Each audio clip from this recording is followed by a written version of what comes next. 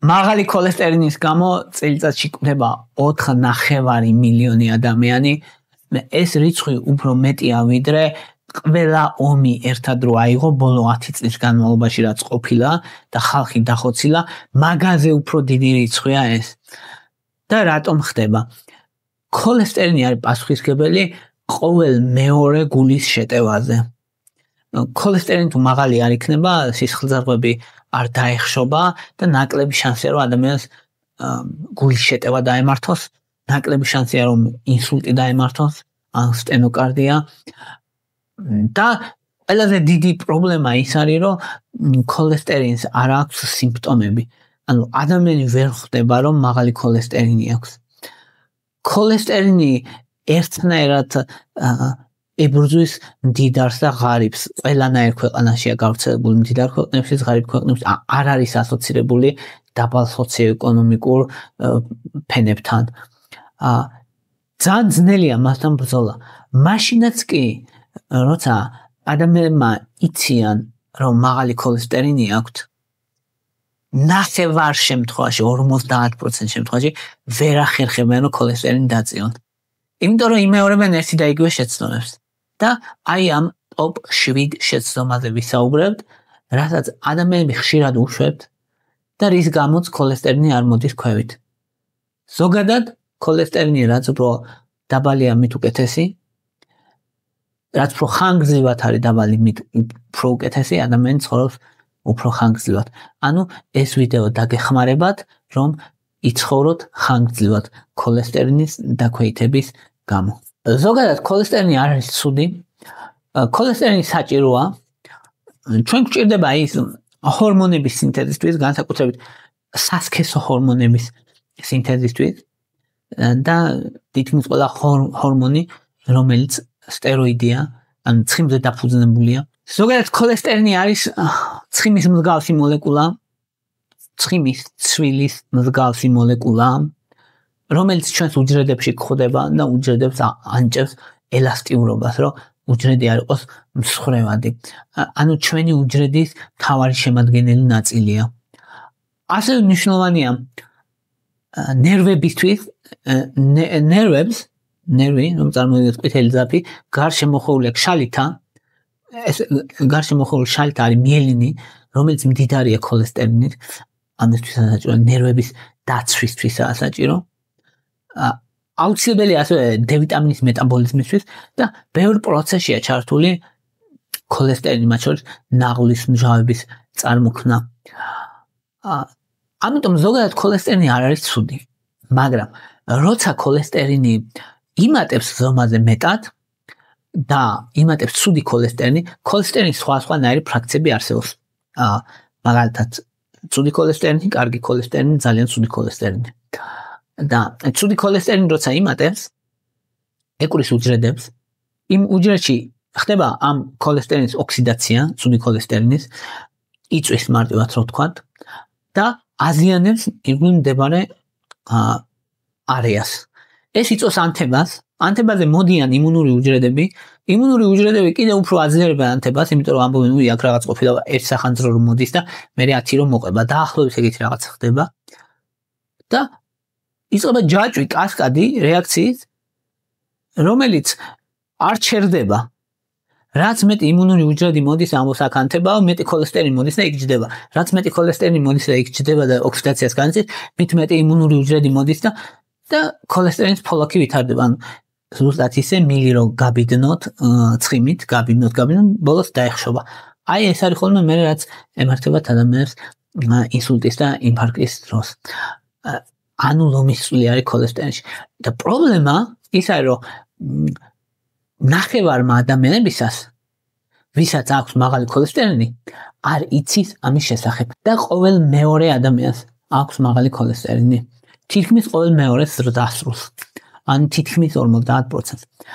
პირველი და ყველაზე მთავარი შეცდომა, რასაც ქოლესტერინის როცა აქვთ მაღალი მაგდროს იღებენ ადამიანები, არის რომ მათ გონიათ, რომ მხოლოდ ჭამით შესაძლებელია დარეგულირდეს ქოლესტერინი. არა. კვებით 25% ქოლესტერინის წარმოიქმნება. დანარჩენი 75% არის ღვიძლის მიერ წარმოქმნილი და ღვიძლია ამას პასუხისმგებელი. და როცა საკვებს ცვლით, ჩვენ ვებრძვით დაახლოებით 10% ქოლესტერინისას. და დანარჩენი 90% არის ღვიძლზე დამოკიდებული. ამიტომ როცა საჭიროა წამალი, უნდა დაალიო წამალი. სხვა გზა არ არის. როდის არის საჭირო? რომ ეს შეცდომა არ დაუშვას. პირველი, თუ ცუდი ქოლესტერინი მეტია 190-ზე, ანუ LDL, LDL თუ არის მეტი 190-ზე, წამალია საჭირო. მეორე შემთხვევა, თუ გენეტიკური ჰიპერქოლესტერინემია თუ გაქვს, ანუ გენეტიკურად თუ გაქვს მომატებული მშობლებსაც ქონდათ, ან დასმას და ბავშვობიდან თუ ქოლესტერინი მაღალი წამალია საჭირო. როგორც წესი მაგ დროს ერთი წამალიც არაა ხოლმე საჭირო. ზოგადად ქოლესტერინის წამლებს ეძახიან სტატინებს, ატორვასტატინი, როზუვასტატინი ძალიან ცნობილი სტატინებია, მაგრამ როცა ოჯახური ჰიპერქოლესტერინემია აქვს ადამიანს, ზოგადად ერთი წამალი არ კმარა. წამლები არის საჭირო მაშინ თუ ადამიანს დაემართა უკვე ინფარქტი, ინსულტი, სტენოკარდია, აქვს რაიმე სერიოზული დაავადებები, ამ დროს მნიშვნელოვანია ქოლესტერინა დაიწიოს ქვევით.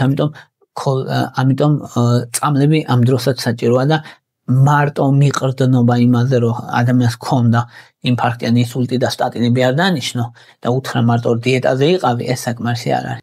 ასევე თუ ადამიანს აქვს დიაბეტი, ეს ასამაგებს გულის დაავადებების რისკს, ამიტომ სტატინები როგორც წესი აქაც საჭიროა ხოლმე. მეორე ყველაზე დიდი შეცდომა, რასაც უშვებენ ადამიანები არის, რომ იტყვის, რომ ამოვიღე კარაქი, ამოვიღე ცხიმი, ამოვიღე ყველი, აღარ ჭამ არცებს, მაგრამ ქოლესტერინი მაინც არ ჩამოდის ქვევით. რატო? იმიტომ რომ ხშირად ამოიღო ყველი და ცხიმი, მაგრამ მოუმატა ნახშირწყლებს. და ნახშირწყლები, შაქრები, მარტივი ნახშირწყლები, პურეულობა, საცხობის პროდუქცია, ყველაფერი გაჯერებულია ნახშირწყლებით. ეს ნახშირწყლები უმატებს ტრიგლიცერიდებს. ნახშირწყლები ღვიძლში გარდაიქმნება ტრიგლიცერიდებად. ამას ქვია de novo lipogენეზი. ტრიგლიცერიდების დონე იმატებს, კარგი ქოლესტერინის დონე იკლებს და ცუდი ქოლესტერინის ერთ-ერთი ფორმა დაბალი სიმკვრივის, დაბალი სიხშირის LDL ხდება უფრო ბევრი, ანუ იმატებს. ანუ ერთ-ერთი ყველაზე ცუდი ფორმა, ერთ-ერთი ყველაზე ათეროგენული ფორმა. ცუდ ქოლესტერინში კიდე არსებობს სხვადასხვა ფორმები, მოკლედ და ცუდი ქოლესტერინს კიდე ცუდი ფორმა იმატებს, როცა შენ შაქარს ჭამ. ამიტომ გასაგებია, რომ შეიძლება ამოვიღოთ ცხიმი, მაგრამ შაქრის კონტროლი ძალიან მნიშვნელოვანია. თუ ბევრ ნახშირწყლებს ჭამ და თუ ასეთი კლასიკური სურათი გაქვს, რომ მომატებული ტრიგლიცერიდები 200-ით, დაკლებული LDL და მაღალი ათეროგენების მქონე LDL არის მომატებული. ასეთ შემთხვევაში კლასიკური სურათია, რომ ბევრ ტკბილს ჭამ. ან დიაბეტი გაქვს, ან ინსულინორესისტენტობა გაქვს. რომელიმეზე მიუთითებს. მესამე ხშირი შეცდომა არის, როცა ადამიანები წამლებს იღებენ არარეგულარულად. მაგალითად, ხედავს, რომ ეფექტურია, ეს წამალს იღებს სტატინს, მე შეწყვიტავს. რამდენიმე დღე საკმარისია იმისთვის, რომ ქოლესტერინა აიწიოს ისევ.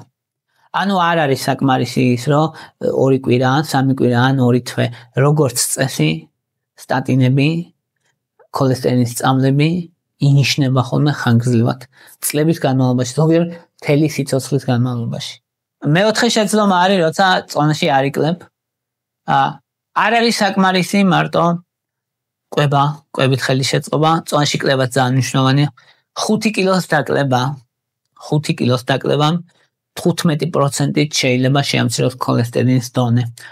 უზარმაზარი გავლენა აქვს, ამიტომ წონაში კლებას დიდი მნიშვნელობა აქვს, თუ ადამიანს აქვს მაღალი ქოლესტერინი. მეხუთე შეცდომა არის, როცა ადამიანს აქვს ქრონიკული დაავადება და ქოლესტერინზე ამახვილებს მხოლოდ ყურადღებას, მაგალითად, ჰიპოთიროიდიზმი თუ აქვს ადამიანს, ჰიპოთიროიდიზმის დროს ნაკლები LDL რეცეპტორები აქვს ღვიძლში და არ იწმინდება ეს ქოლესტერინი.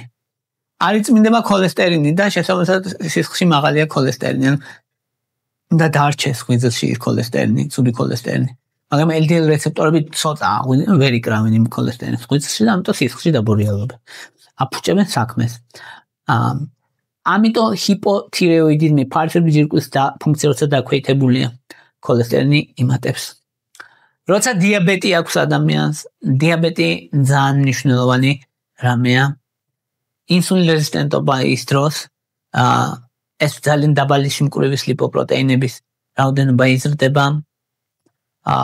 ასევე იზრდება ტრიგლიცერიდების დონე, იზრდება მცირე სიმკვრივის LDL-ები, ანუ შემცირებული სიხშირის LDL-ები, ესე უფრო სწორი იქნება, რომელიც როგორც გითხარით, არის უფრო მაღალი ათეროგენობის მქონე, ანუ დაავადებას რო ადვილად იწვევენ ეგეთი LDL-ები, ანუ ცუდს შორის კიდე ცუდის რაოდენობა იზრდება, ანუ ცუდიც არის და ცუდიც, ანუ არის ცუდი LDL-ი, ცუდი ქოლესტერინი, მაგრამ იმას შორისაც სახეობები და იმას შორის კიდე ცუდის რაოდენობა იზრდება. და აი ეს დიაბეტი იძლევა ზუსტად მაგ კლასიკურ სურათს, რაც გითხარით, რომ ხო გვაქვს, როცა ლიპიდების სპექტრს ვაკეთებთ, გვაქვს რას ვზომავთ? LDL-ს, ანუ ცუდ ქოლესტერინს, კარგ ქოლესტერინს, ანუ HDL-ს, VLDL-ს, ანუ ძალიან დაბალი სიმკვრივის ლიპოპროტეინებს და ტრიგლიცერიდებს. ჩვენ ვერ ვზომავთ LDL-ებში, ან ცუდ ქოლესტერინში, აი ეს ძალიან ცუდი ათეროგენობის მქონე მომატებულია თუ არა, ლიპიდურ სპექტრში ეგ არის ზომება. მაგრამ ცალკე ტესტი არსებობს მაგის. მაგრამ ამ შემთხვევაში არ გჭირდება სპეციფიური ტესტი, რომ განსაზღვრო აი ცუდ ქოლესტერინში ძალიან ცუდი მომატებულია თუ არა. როცა ხედავ კლასიკურ სურათს, რომ ადამიანს აქვს დიაბეტი, ტრიგლიცერიდები მომატებულია, კარგი ქოლესტერინი დაკლებულია, HDL-ი დაკლებულია, ცუდი ქოლესტერინი მომატებულია. კლასიკური სურათია ეს იმისი, რომ დიაბეტი აკეთებს ძალიან ცუდ საქმეს და ძალიან მაღალი ათეროგენობის რისკი აქვს ასეთ ადამიანს. ასევე თირკმელები თუ არ მუშაობს კარგად, ღვიძლი თუ არ მუშაობს კარგად, ქოლესტერინი შეიძლება იყოს მომატებული და მათ სჭირდება რა თქმა უნდა ყურადღება. მეექვსე მიზეზი და შეცდომა არის, როცა ადამიანი უგულებელყოფს გენეტიკურ ფაქტორს. გენეტიკური ჰიპერქოლესტერინემია ძალიან მნიშვნელოვანია, იმიტომ რომ ბავშვობიდან ქოლესტერინი იმატებს ხოლმე და ცუდი ქოლესტერინი 190-ზე მილიგრამ დეცილიტრზე მაღალი შეიძლება იყოს ბავშვობისას, რაც ძალიან ცუდი შედეგია და ფარულად იწვევს სისხლძარღვების დაზიანებას დროთა განმავლობაში. ზრდასრულობაში დაბალი სიმკვრივის ლიპოპროტეინები 250 და მეტი შეიძლება იყოს ასე ძალიან მომატებული, ამიტომ აუცილებელია გენეტიკური ჰიპერქოლესტერინემიის გამოვლენა და მკურნალობა არის აუცილებელი, რაც შეიძლება მალე. და მეშვიდე შეცდომა არის, რომელიც ექიმებსაც გამორჩებათ ხოლმე, არის რომ გასაგებია რომ თუ ოჯახური ჰიპერქოლესტერინემია აქვს ადამიანს და გენეტიკურია დაბალი სიმკვრივის ლიპოპროტეინები, ანუ ცუდი ქოლესტერინი ძალიან იქნება მომატებული. მაგრამ ყოველთვის ასე არ არის. 20% ადამიანებისას აქვს პოლიგენური ჰიპერქოლესტერინემია, რაც ნიშნავს, რომ ამ ადამიანმა რო ივარჯიშოს, გამხდარი იყოს, კარგად იკვებოს, LDL-ი მაინც მაღალი ექნება. როგორც რაც არ უნდა ქნას, მოკლედ LDL-ი მაღალი ექნება. ვიღაცები დარეგულირებენ, მაგრამ ვიღაცებს მაინც მაღალი ექნება. მაღალი არ ექნება ისეთი, ხა არ ექნება ის რომ 190 და ესე არ ექნება, მაგრამ 160 ექნება, 170, 180, ასე მაინც მაღალი ექნება. ეს არის პოლიგენური ჰიპერქოლესტერინემია, რომელიც ასევე გენეტიკურია და ძალიან ხშირია და ექიმებს რჩებათ ყურადღების მიღმა. ესე დროს რა უნდა ქნას ადამიანმა? ნაჯერი ცხიმები უნდა შეამციროს, ძალიან მნიშვნელოვანია. კარაქი, ყველი, ცხიმები და ქოქოსის ზეთი და ზეთები ზოგადად და არაუჯერი ცხიმები თუნდაც ჩაანაცვლოს ცხიმი ეს ცხოველური ცხიმები მაგალითად ჩაანაცვლოს ზეთის ხილის ზეთი ოლივიეს ზეთი მოკლედ თხილეულით თევზეულით ომეგა 3 ძალიან მნიშვნელოვანია ბოჭკოვანის მიღება უნდა გადაარდოს ადამიანმა შვრია მაგალითად ლობიო პარკოსნები და სილიუმი ქოლესტერინის ყველა ქვევის წევს ამათაგანი და ტრანსცხიმები უნდა შემცირონ დაპაკეტებული საჭმელი პროცესირებული საჭმელი არ უნდა ჭამო ტრანსცხიმები რო შემცირონ ძალიან მნიშვნელოვანია ეს თუ ამან არ უშველა მაშინ ინიშნება წამალი ანუ თუ ნახე რომ ადამიანი ვარჯიშობს წონაში დაიკლო არ ჭამს ცხიმებს უჯერ ცხიმებს ჭამს ზეთის ხილის ზეთს ზეითუნის ზეთს თხილეულობას თევზეულობას შვრიას და ასე მაინც ქოლესტერინის მაღალი აქვს მაშინ სასურველია რომ დაიწყოს წამალი მიუხედავად იმისა რომ ძალიან შეიძლება არ ქონდეს მომატებული დაბალი სიმკვრივის ლიპოპროტეინი ამ ადამიანს.